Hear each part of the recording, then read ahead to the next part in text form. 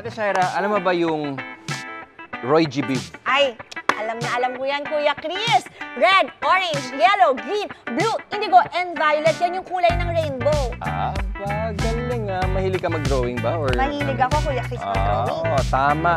At yung Roy G. Biv, diba, isang uri ng mnemonic device para mas madaling matandaan ang mga bagay.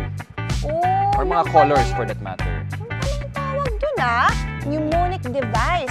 Now I know. That's right. At kung papasok ka sa isang cave, alam mo bang makakatulong ang mnemonic device? Ha? Saan doon? Saan ko magagamit yung mnemonic device sa kuweba? Para malaman mo, panoorin mo to. Nakita na natin ang mga tumutubo sa taas ng lupa. Ngayon, tingnan naman natin ang tumutubo sa ilalim nito. Ang stalactite ay isang mineral formation sa kisame ng kuweba.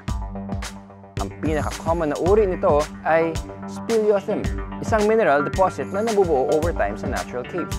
Nabubuo ito pag ang calcium carbonate at ibang minerals ay naghalo.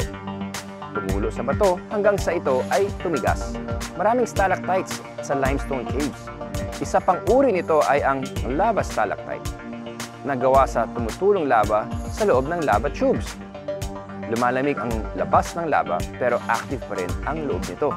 Meron ding mga ice stalactites. Madalas itong nakikita sa malamig na lugar at mas kilala bilang icicles. Ang stalactites ay nabubuo sa taas ng cave. Pero anong tawag sa formation sa sahig nito? Ito ba ay A, organ pipes, B, mesas, or C, stalagmites? Siguro nakuha nyo na ang clue mula sa katunog nito.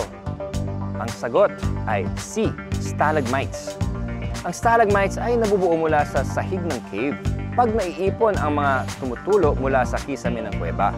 Para hindi kayo malito, ang stalactite ay may C for ceiling at ang stalagmite ay may G for ground.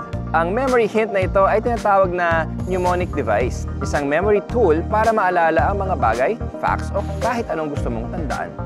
Pwede kayong gumawa ng sarili nyong mnemonic devices para maalala ang mga natutunan nyo today, I believe!